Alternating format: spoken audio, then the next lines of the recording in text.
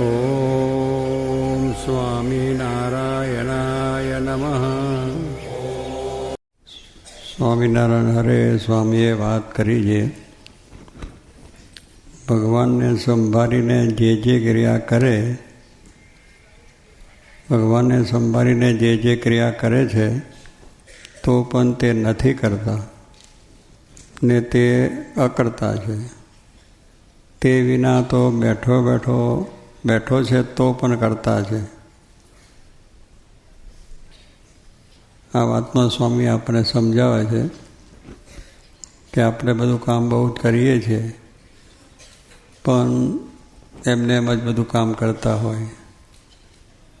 મહારાજ એક વખત પોતે કંઈ ગયા હતા ને ત્યાં કંઈ નાહવાનું હતું, બધા દરબારો બધા હતા, તે નાહવા ગયા. એ તો એમ દરરોજ નાહતા હોય એમ ડૂકીઓ મારવે ને આન તે હસવું રમવું એમ કરીને નાહ્યા. એટલે આપણે બધી ક્રિયા એવું છે, ખાઈએ તો આમ જોઈએ, વાત કરીએ, તે હસીએ, બીજું ત્રીજું, એટલે ક્રિયા કેવી ગઈ, એમાં બંધન થાય. અને ભગવાનને સંભાળી સ્વામિનારાયણ મહારાજને આપણે યાદ કરીએ, સ્વામીને યાદ કરીએ, જોગી બાપાને યાદ કરીએ, તો એ શું થયું, એ ખાઈએ છે છતાં નથી ખાતા. કેટલી સુંદર વાત છે. આમ કહું કે આપણે આવી વાત વિચાર જ નથી આવતો. આ ઘણા વખત સાંભળીએ પણ પાછું એવું ને એવું. બધા જ્યાં ખાવા બેઠા હોય ત્યારે કેટલી બધી વાતો ચાલતી જ હોય. એટલે આમ છે ને હસે ને રમે ને બીજું ને ત્રીજું ને આપણે કઈ આતો છે. મહારાજ કહે છે જ્યાં જે ક્રિયા કરો એ ભગવાનને યાદ કરીને કરો તો એ ક્રિયા તમે કરો છો છતાં નથી કરતા, અકર્તા થઈ ગયા આપણે. કેટલું સુગમ ને સસ્તી વાત છે, પણ એ ગમતું નથી તોય પણ આપણે કરીએ. એટલે એ બાબતમાં આપણને બહુ મોટો લાભ છે. મહારાજે સંભાળીને ક્રિયા કરે અને છતાં પણ એવો એ કરતા નથી, એવું મારે અહીં સ્વામી સમજાવે છે આપણને. આપણે બધું કરીએ તો બંધન જ થવાનું છે ને. ક્રિયા કરીએ, વાતો કરીએ, બીજું ત્રીજું કરીએ, એ બંધન થાય છે. પણ બંધન ના થાય એના માટે આપણે બધાને છે, સત્સંગીઓ અને સાધુ મંડળ બધાને આ વાત છે, દરેકને માટે મારે કહે છે. કારણ કે આપણે નિર્લેપ તો થવું છે, આપણે બંધન રાખવું પણ નથી. તો સહેલો સટ ઉપાય છે કે જ્યારે ક્રિયા જે કરો તે મહારાજ સ્વામિનારાયણ કરીને કરવી. મોટરમાં જતા હોય તો એ સ્વામિનારાયણ સ્વામી. અમારા ગિરધરભાઈ હતા, સ્વામી મહારાજ, સ્વામી મહારાજ, મહારાજ સ્વામી, મહારાજ સ્વામી બોલ્યા જ કરે ગાડીમાં પણ. અને એક બીજા હરિભક્ત હતા, એ તો મહારાજ સ્વામી એને બોલતા હતા. પહેલી ફોન પડે તો મહારાજ સ્વામી. હું કહે તો મેં ઘરાક આવ્યો તો મહારાજ સ્વામી. એટલે કહેવાનું શું કે દરેક ક્રિયામાં આપણે અનુસંધાન રાખવું જોઈએ. શિવલાલ શેઠ સ્વામીએ વાત કરી કે જુનાગઢ સમાગમ કરવા ગયા હતા, તો એમને વચ્ચે ટાઈમ મળ્યો કે સ્વામી 1 વાગ્યા પછી તો પહોંચી જાય, 4 વાગે જાગે. એટલે શિવલાલને એમ થયું કે ચાલો ને અહીં આવ્યા છે, જુનાગઢ જેવું શહેર છે, બજારનું જરા આંટો મારી આવીએ. અને સ્વાભાવિક વેપારીનો સ્વભાવ છે કે કંઈક આવ્યા છે તો કંઈક લાભ કરતા જઈએ. એટલે ગાડી ભાડું નીકળી જાય ને ખર્ચોય નીકળી જાય, કંઈક ધંધો થાય તો. આપણી સ્પેશિયલ નીકળી દે જોગીમાના વખતમાં. એ પ્રમાણે પૈસાને કાશી ગયા બધા. કાશી પહોંચ્યા ત્યારે એનો ટાઈમ તો 1 દિવસનો કેવો બધો હતો. પણ ત્યાં આગળ પેલી સાડીઓ મળે ને બીજી વસ્તુ મળે ને એ તે કંઈ મળે. એટલે બધા એ થયું સ્વાઈના અહીં તો 3 દિવસ રાખો. કેમ તો કે આવ્યા છે આ ભાડું ખર્ચીને તમારું સાડીઓ લઈ જઈએ ત્યાં મળીએ તો. એટલે કહેવાનું શું છે કે ગાડીને રોકવાનું કહ્યું, એ તો ઉતાર ના ભાઈ ચાલો જવું છે. પણ લે આ જગતનો લાભ છે. કહેવાનું સ્વામી જવાન સાથે બેસે બીજું ત્રીજું. પણ આવું દરેક માણસને થઈ જાય કે આવ્યા છે તારે કંઈક લાભ કરતા જઈએ. ગયા છે યાત્રા કરવા, પણ આવું પણ વચમાં થઈ જાય.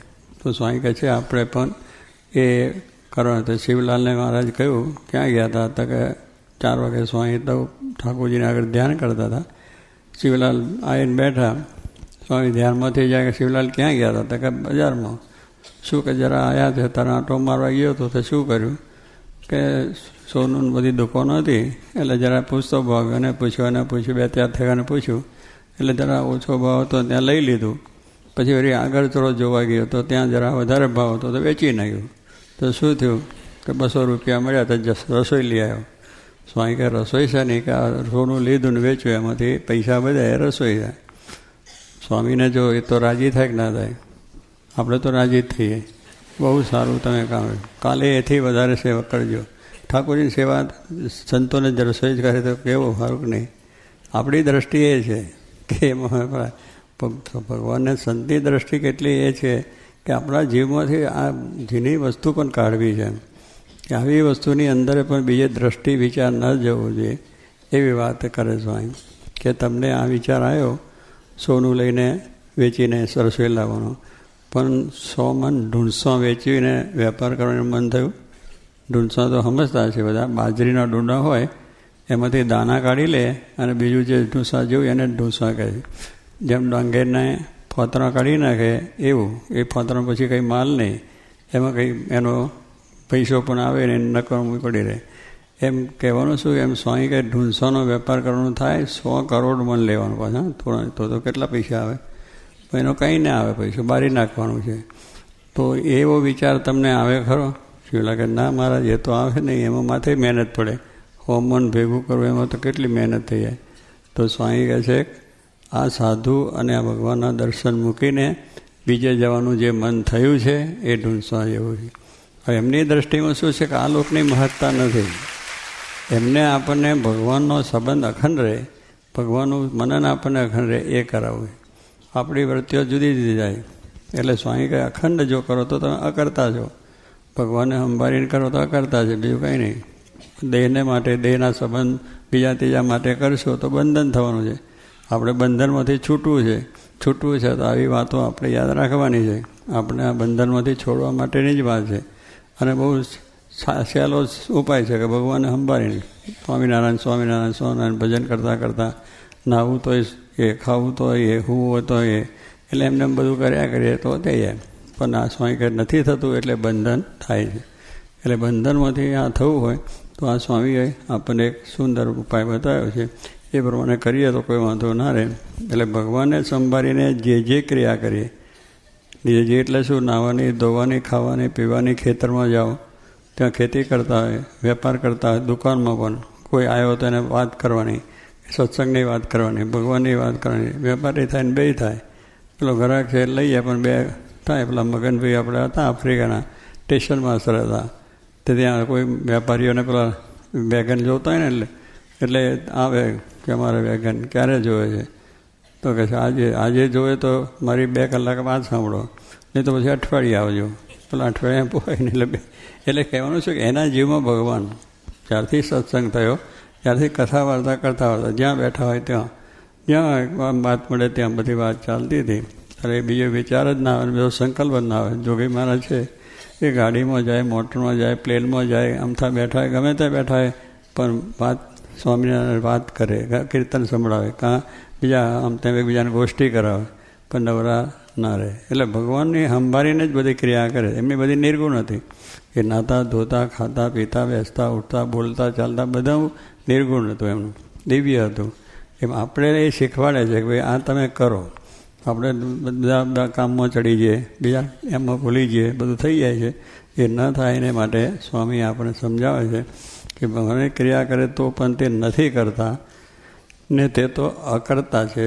એટલે એને કોઈ બંધન રહ્યું નહીં. ભગવાનનો સંબંધ આવ્યો ને, જેમાં ભગવાનનો સંબંધ આવે અને એ આવે તો એને બંધન થાય નહીં. એટલે મહારાજે પણ કહ્યું જે ક્રિયા કરવી તે ભગવાનને સંભાળીને કરવી, ભગવાનની પ્રસન્નતા માટે કરવી.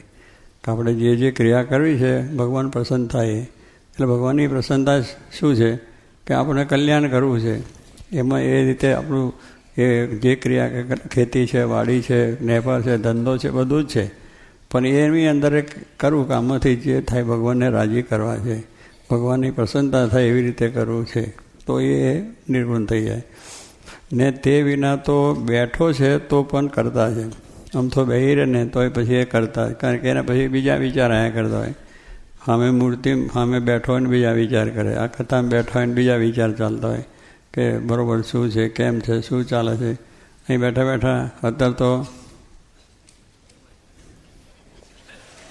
તરત જ આ બજારનો ભાવ આવી જાય, કોઈને વાત કરવી હોય અમેરિકા તોય થઈ જાય, લંડન કરવી તોય થઈ જાય, પણ તરત નીકળ્યું, તરત દબાઈને ચાલે. કહેવાનું શું છે કે આપણે હવે આ થયું છે સારું, પણ જો ધ્યાન ના રાખીએ ને તો કરતા થઈ જાય, એમાં બંધન થાય એવું છે કે પછી ટેવ જ પડી જાય.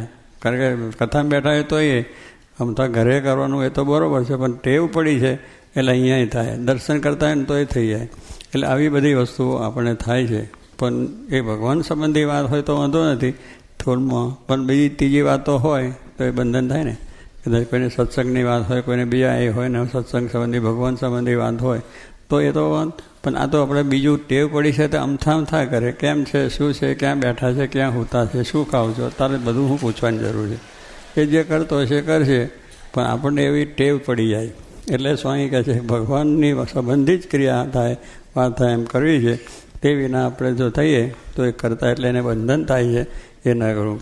અને ભગવાનને સંભાળીને ખાય છે, બોલે છે, જુએ છે, સૂવે છે, ચાલે છે ઇત્યાદિ જે ક્રિયા કરે છે તો પણ તે કંઈ કરતો નથી. લો તમે બધું ખાઓ પીઓ કંઈ ના પાડી સ્વામીએ, ખાઓ પીઓ, હુવો, બેહો, ઉઠો, પણ ભગવાનને યાદ કરો.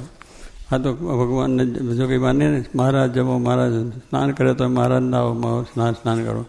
એટલે એ તો પુરુષને તો કંઈ બાધ નહોતો, પણ આપણને શીખવાડે. એમના જે આવા કાર્યો છે તેમાંથી આપણે પ્રેરણાઓ જ લેવાની છે. એમના જીવનમાંથી પ્રેરણાઓ બધી મેળવવાની કે એમનું જીવન કેમ જીવાય, કેવી રીતે જીવાય. તો આપણે બ્રહ્મરૂપ થતાં વાર નથી લાગતી. આ કરતા થઈ ગયા પછી ક્યાં બીજી વાત રહી, કંઈ બંધન જ નહીં. તો આવી રીતનો જે માર્ગ છે તે કરીએ તો પણ તે કંઈ કરતો નથી ને તે તો અકર્તા છે. એટલે એ કોઈ બંધન થતું નથી. એ જ આપણે છે સ્વામી કહે આ બહુ ખપવાળો હોય તેને સમૂહ રહે. આપણે ખપવાળાની વાત છે, એને ખપ હોય તો ખોડીને ખોડ્યું ખરા ખપવાળાની કોટ. નિષ્કુળાન ચાલ્યું કે આ બધી વાતો છે નિષ્કુળાન સ્વામી, મહારાજ સ્વામી ગુણાન સ્વામીની, એ ખપવાળો છે. નહીં તો હમું લાગી જાય કે આ તો આ રીતે જ બન્યા.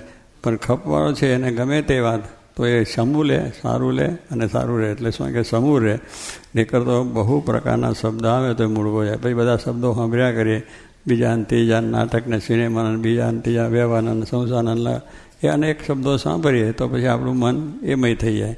અને પેલું ભગવાનના શબ્દો, કથાને વાર્તા જ્યાં બેઠા થયા કરે તો આપણે ભગવાન યાદ રહે. તો એ કરવાનું છે. મારા જેવું બળ આપે એ જ પ્રાર્થના.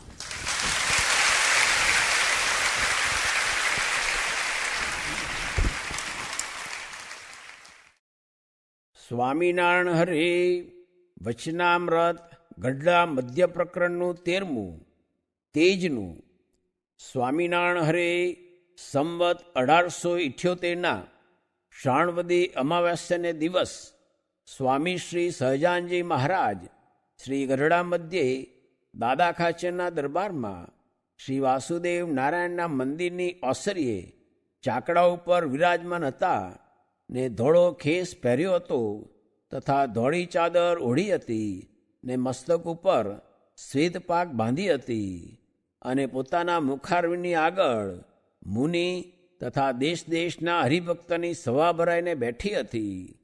પછી શ્રીજી મહારાજે પોતાના 2 ભુજ ઊંચા ઉપાડીને સર્વેને છાના રાખ્યા ને પછી પોતાના મુખારવિંદની આગળ સ્તુતિ કરીને બેઠા એવા જે સંત તે પ્રત્યે શ્રીજી મહારાજ એમ બોલતા હવાજે, હે સંતો, જે મોટેરા હો ને વાતમાં સમજતા હો તે આગળ બેસો ને આ એક વાત કરું છું તે સર્વે ચિત્ત દઈને સાંભળજો.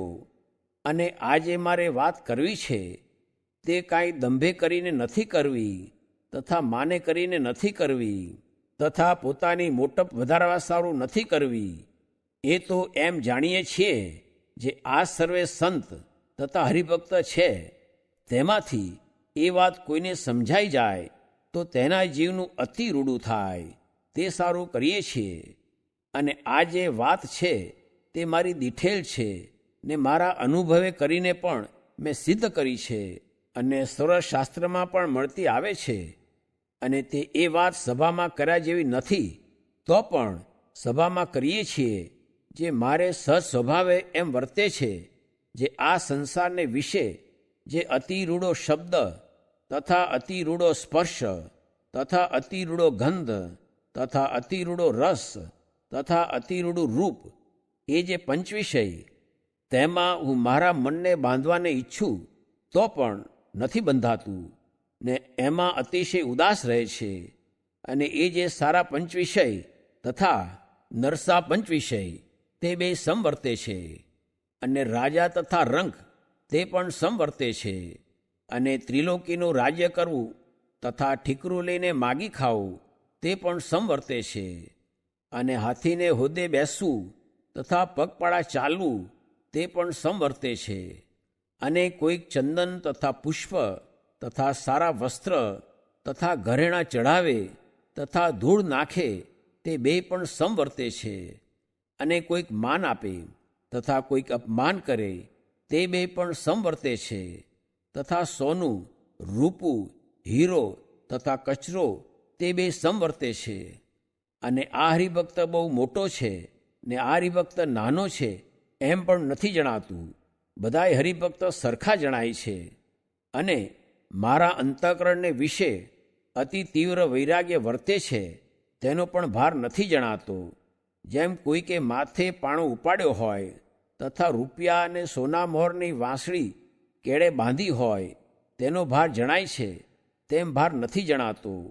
અને મારે વિશે સદધર્મ છે તેનો પણ ભાર નથી જણાતો. તથા મારે વિશે જ્ઞાન છે જે હું બ્રહ્મ છું તેનો પણ ભાર નથી જણાતો.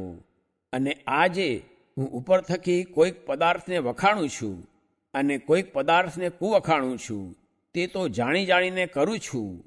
અને જે પદાર્થને વિશે ઇન્દ્રિયોની વૃત્તિને બળાત્કારે જોડું છું તે માંડ તે પદાર્થ સન્મુખ રહે છે. અને જ્યારે ઢીલી મેલું છું ત્યારે તરત પાછી વળી આવે છે. જેમ આકાશને વિશે પથ્થરો ફગાવીએ તે જ્યાં સુધી હાથને જોરે કરીને ઠેલાય ત્યાં સુધી જ આકાશને વિશે રહે ને પછી પાછો પૃથ્વીને વિશે આવીને પડે છે. અને જેમ પૂંછલેલ ઢોર હોય તેને માણસ બળાત્કારે કરીને જ્યાં સુધી ઊંચું ઝાલી રાખે ત્યાં સુધી રહે ને જ્યારે મૂકી દે ત્યારે ધપ લઈને પડી જાય.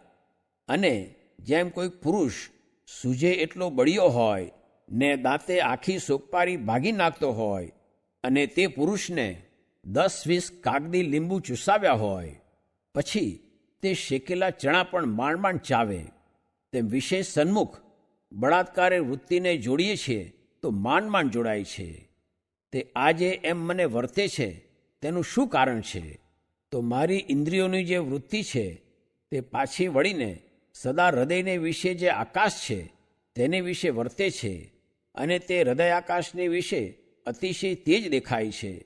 જેમ ચોમાસાને વિશે આકાશમાં વાદળા છાઈ રહ્યા હોય તેમ મારા હૃદયને વિશે એકલું તેજ વ્યાપી રહ્યું છે. અને તે તેજને વિશે એક ભગવાનની મૂર્તિ દેખાય છે.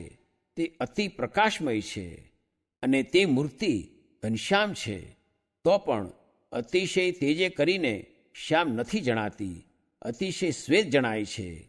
અને તે મૂર્તિ દ્વિભુજ છે અને તે મૂર્તિને 2 ચરણ છે અને અતિશય મનોહર છે. પણ 4 ભુજ કે અષ્ટભુજ કે સહસ્ત્રભુજ તે એ મૂર્તિને નથી. એ મૂર્તિ તો અતિ સૌમ્ય છે અને મનુષ્યના જેવી આકૃતિ છે ને કિશોર છે. તે એ મૂર્તિ ક્યારેક તો એ તેજમાં ઊભી દેખાય છે ને ક્યારેક બેઠી જણાય છે ને ક્યારેક હરતી ફરતી દેખાય છે. અને એ મૂર્તિને ચારે કોરે મુક્તના મંડળ ભરાઈને બેઠા છે. તે સર્વે મુક્ત છે. તે એક નજરે તે ભગવાનની મૂર્તિ સામું જોઈ રહ્યા છે. તે મૂર્તિને અમે પ્રગટ પ્રમાણ હમણાં પણ દેખીએ છીએ અને સત્સંગમાં નહોતા આવ્યા ત્યારે પણ દેખતા અને માતાના ગર્ભમાં હતા તે દિવસ પણ દેખતા અને ગર્ભમાં આવ્યા મોરે પણ દેખતા. અને અમે બોલીએ છીએ તે પણ ત્યાં જ બેઠા થકા બોલીએ છીએ અને તમે પણ સર્વે ત્યાં જ બેઠા છો એમ હું દેખું છું. પણ આ ગઢડું શહેર કે આ ઓસરી એ કાંઈ દેખાતું નથી.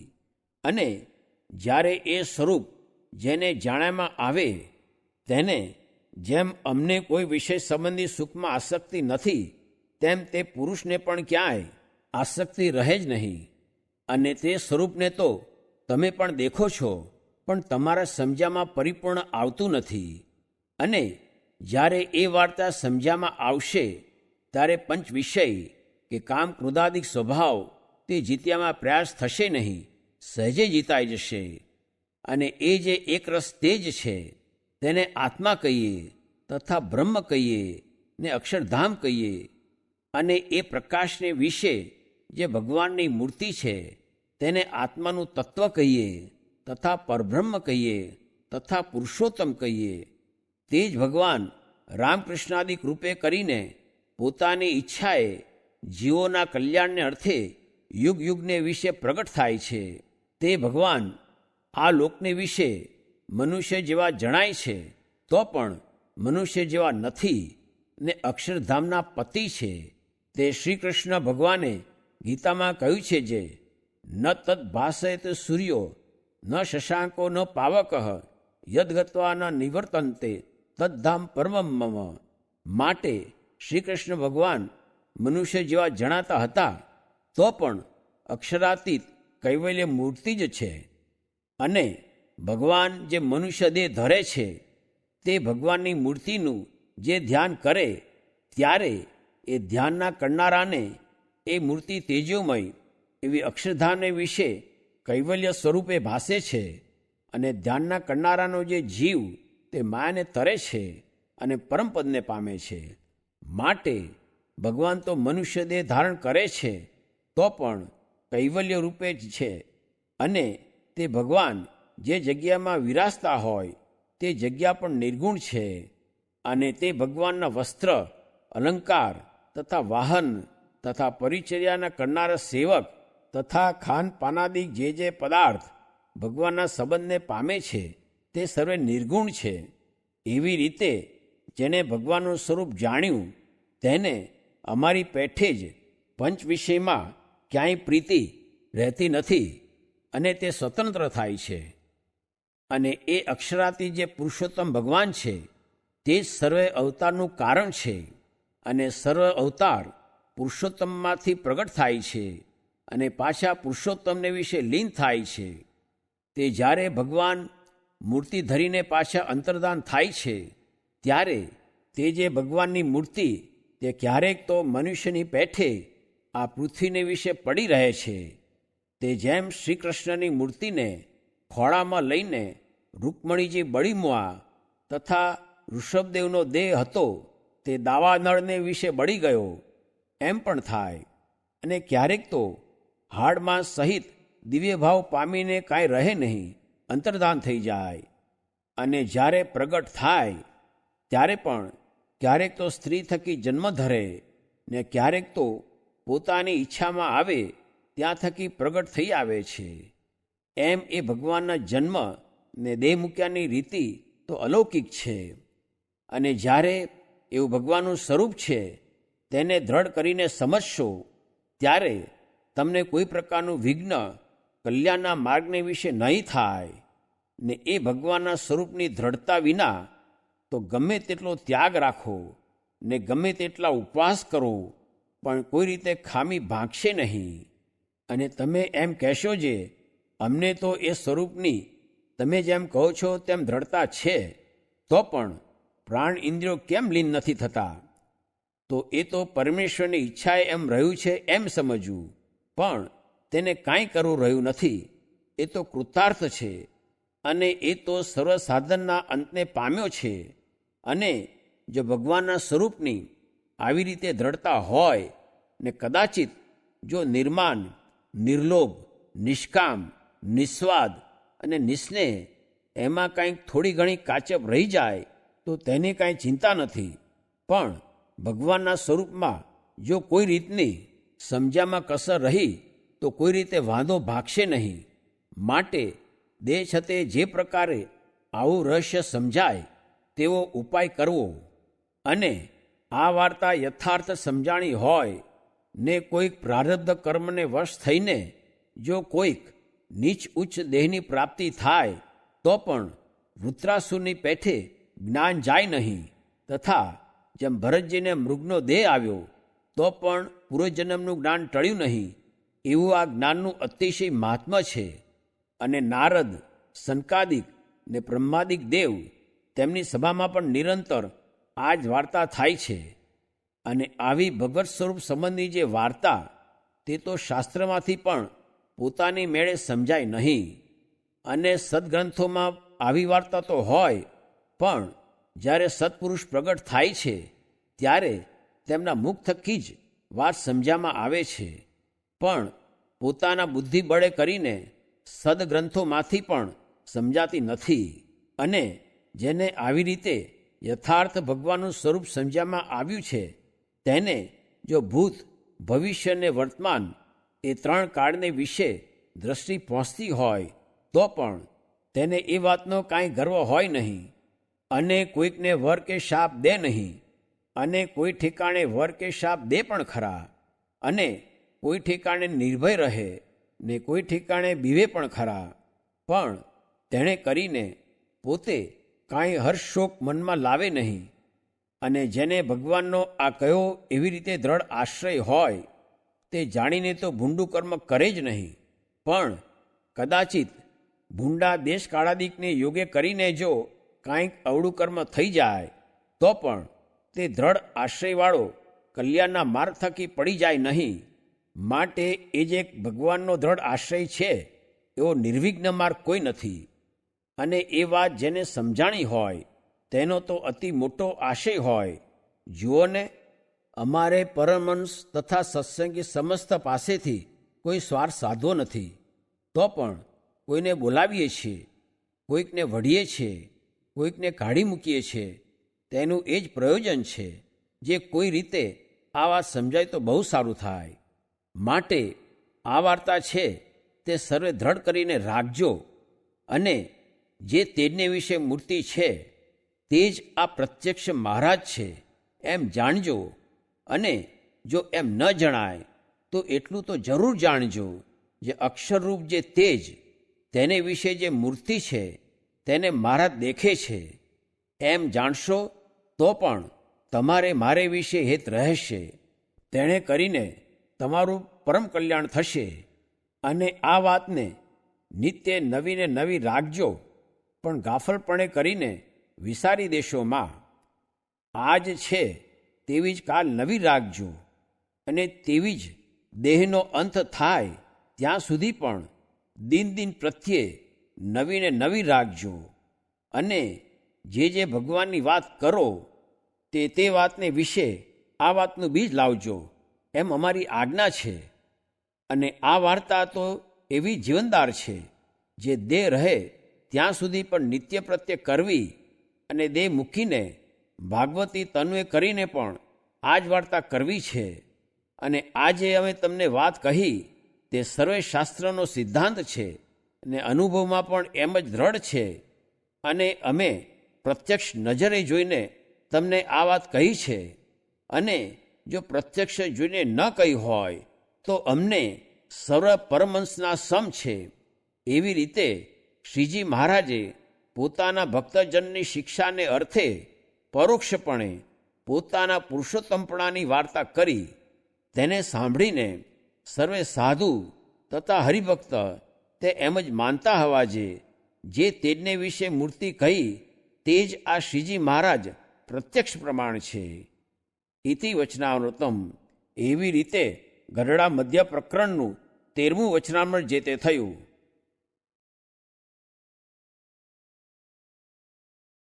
સ્વામિનારાયણ. અરે સ્વામીએ વાત કરી છે, આપણે તો ભગવાનનો ખપ નથી, પણ ભગવાન આવીને પરાણે આપણને વળગ્યા છે. તે મહારાજ કહે, ભૂત વળગે છે તે પણ નથી મૂકતું, તો અમે કેમ મૂકશું? સ્વામિનારાયણ. હરે સ્વામીએ વાત કરી છે, ઇન્દ્રે વિશ્વરૂપને માર્યો, તેની 4 બ્રહ્મહત્યા લાગી. તેમાં એક તો ગુરુની, બીજી ગૌરની, ત્રીજી બ્રાહ્મણની ને ચોથી બ્રહ્મવેત્તાની. પછી તેને નારદજી મળ્યા. તેણે કહ્યું છે, તારા ભાઈ વામનજી છે તે ભગવાનનો અવતાર છે, માટે તેનો તું આશરો કર. પછી ઇન્દ્રે વામનજીનો નિશ્ચય કર્યો. તેણે કરીને બ્રહ્મહત્યા ટળી ગઈ. વામનજીનો આશરો કરવાથી કામ થયું, માટે આશરો મોટી વાત છે. સ્વામિનારાયણ. હરે સ્વામીએ વાત કરી છે, ભગવાનને અર્થે આપણે જે કર્યું છે ને કરીએ છીએ તે જાણે છે, ને જેને ખોળે માથું મૂક્યું છે તે રક્ષા કરશે, ને આપણું તો ભગવાન બહુ માની લે છે. સ્વામિનારાયણ હરે. સ્વામીએ વાત કરી જે 3 દેહથી પોતાનું સ્વરૂપ જુદું માનવું, મહારાજને ભગવાન જાણવા, પુરુષોત્તમ જાણવા, સર્વેના નિયંતા જાણવા, પરબ્રહ્મ જાણવા, કર્તુમ અકર્તુમ ને અન્યથા કર્તુમ જાણવા, ને એવી ઉપમા બીજાને દેવાય નહીં. એ તો મહારાજ એકને જ દેવાય, ને બીજા સર્વે પુરુષ છે, ને મહારાજ પુરુષોત્તમ છે, ને અનેક કોટી પુરુષ છે, ને અનેક કોટી ઈશ્વરને અનેક કોટી અક્ષર છે. ત્યારે વાઘે ખાચરે પૂછ્યું છે, અક્ષર એક કહેવાય છે ને અનેક કોટી કેમ કહો છો? ત્યારે સ્વામી બોલ્યા છે, ધામરૂપ અક્ષર એક જ છે ને બીજા અનંત કોટી અક્ષર છે. પછી હરિશંકરભાઈએ પૂછ્યું છે, ધામરૂપ અક્ષર મૂર્તિમાન છે તે શી રીતે છે? ત્યારે સ્વામીએ કહ્યું છે, મૂર્તિમાન આપણા જેવા જ છે ને ભગવાન જેવા જ કહેવાય, ને ભગવાનથી કામ થાય તેટલું તેમનાથી થાય છે. પુરુષ, પ્રકૃતિ, અક્ષર સર્વેના એ ભગવાન છે, ને એક પુરુષોત્તમના જ દાસ છે. ફરી પૂછ્યું છે, પુરુષોત્તમ અહીં અવતાર ધરીને આવ્યા છે, તે ભેળા ધામરૂપ અક્ષર અહીં આવ્યા છે કે નહીં? ત્યારે સ્વામીએ ઉત્તર કર્યો છે, પુરુષોત્તમ ભેળા અહીં આવ્યા છે, ને પુરુષોત્તમની આજ્ઞાએ કરીને અનેક જીવના કલ્યાણને અર્થે અહીં જ રહ્યા છે. ફરી પૂછ્યું છે, ધામરૂપ અક્ષર બીજા અક્ષર કોટીને લીન કરે તે શી રીતે છે? તેનો ઉત્તર સ્વામીએ કર્યો છે, લીન કરવાને એ સમર્થ છે, તે લીન કરવા હોય તો કરે. સ્વામિનારાયણ હરે. સ્વામીએ વાત કરી છે, કોટી કલ્પ સુધી ભગવાન ભજ્યા વિના સુખ નહીં થાય, ને પ્રગટ ભગવાન છે, પ્રગટ વાતું છે, ને બીજા તો ચિત્રામણના સૂરજ જેવા છે, ને સ્વામિનારાયણને ભગવાન જાણ્યા છે, તેને માખણમાંથી મોવાળો ખેંચીને કાઢે એમ દેહથી જુદો પાડી દેશે, ને આ તો 16 દિવસનું શ્રાદ્ધ છે. સ્વામિનારાયણ હરે. સ્વામીએ વાત કરી છે, વચનામૃતનો પરથારો વંચાવી વાત કરી છે. 4 વર્ષ સુધી મહારાજે કાંઈ જણાવ્યું નહીં ને વાતો કરી, તેથી બધા દેશમાંથી ઘણા માણસ મૂર્તિમાં તણાઈ ગયા. તેને જોઈને સર્વે લોકોના મન સંશયવત થઈ ગયા. પછી ઐશ્વર્ય જણાવવાની પ્રાર્થના કરવાથી જૂનાગઢમાં ઘણા માણસને સમાધિ કરાવી, તેથી ગાંડા થઈ ગયા, ને સૌને પોતપોતાના ઈષ્ટદેવના દર્શન મહારાજે કરાવ્યા. ને આજના સાધુ બીજા અવતાર જેવા છે, માટે બીજા સાધુ અને આ સાધુ તથા બીજા ગુરુ ને આ ગુરુની રીત તપાસવી. સ્વામિનારાયણ હરે. સ્વામીએ વાત કરી છે, સ્ત્રી હોય તે સર્વ આપીને ધણી રાખે, કારણ કે રંડાબો તો ગાળવો ન પડે. તે ઉપર હરિશંકરભાઈનું દ્રષ્ટાંત દીધું છે, સૂતા સૂતા ખાઈને પણ ઘરમાં રહે તો રંડાપો તો ગાળવો ન પડે, તેમ આપણે સર્વે આપીને ભગવાન રાખવા. સ્વામિનારાયણ હરે. સ્વામીએ વાત કરી છે, અક્ષરનું તેજ દેખાય તેમાં પણ માલ ન માનવો. ત્યારે ઐશ્વર્યમાં માલ ન માનવો એમાં શું કહેવું? ને અક્ષરનું તેજ તો સુખરૂપ છે, પણ તે પુરુષોત્તમની મૂર્તિ જેવું નહીં એમ સમજે તે ઉપાસના કહેવાય. સ્વામિનારાયણ હરે. સ્વામીએ વાત કરી છે, એક દિવસ વચનામૃત વંચાવીને કહ્યું છે, આ વચનામૃતના ચોપડામાં તો 4 વેદ, ખટશાસ્ત્ર ને 18 પુરાણનો સાર છે. તેમાં મહારાજે સિદ્ધાંત વાત કરી છે, તેનો અભ્યાસ કરવો. ઓહો, આ તો કાંઈ આપણે લાભ થયો છે. જુઓ ને, ભગવાન કેટલે છેટેથી દયા કરીને આપણા સારું આવ્યા છે, ને આ જીવને તો કાંઈ ગરજ નથી, ને આ તો ઠેઠ અક્ષરધામથી આવ્યા છે, અને આ તો ઓલી સતીને જેમ લોંઠાએ સતી કરી, તેમ આ જીવને પણ લોંઠાએ ભગવાન બજાવીએ છીએ. ને શાસ્ત્ર પણ ધર્મ, અર્થ ને કામ પર છે, ને મોક્ષ પર તો માહી કોક શ્લોક છે. તે માટે મોક્ષના કામમાં આવે તેનું ગ્રહણ કરવું. ને બીજા સર્વ મંદિરમાં પણ પાપ છે, ને 4 કોર પાપ છે, અને એક સત્સંગમાં જ કલ્યાણ છે, પણ બીજે ક્યાંય કલ્યાણ છે નહીં. સ્વામિનારાયણ હરે. સ્વામીએ વાત કરી છે, માવો ભગત કહેતા જે કાંઈ ખડખડે કે છોકરું હોય તે પોતાના માવતરને ગળે વળગી જાય, એમ આપણે પણ ભગવાનમાં ને સાધુમાં વળગી જાવું એ જ ઉગર્યાનો ઉપાય છે. તે વિના ચારે કોરે કાળ ખાઈ જાય છે. બ્રહ્માનંદ હરિચરણ વિના સબે ચવીના કાળકા એમ કહ્યું છે.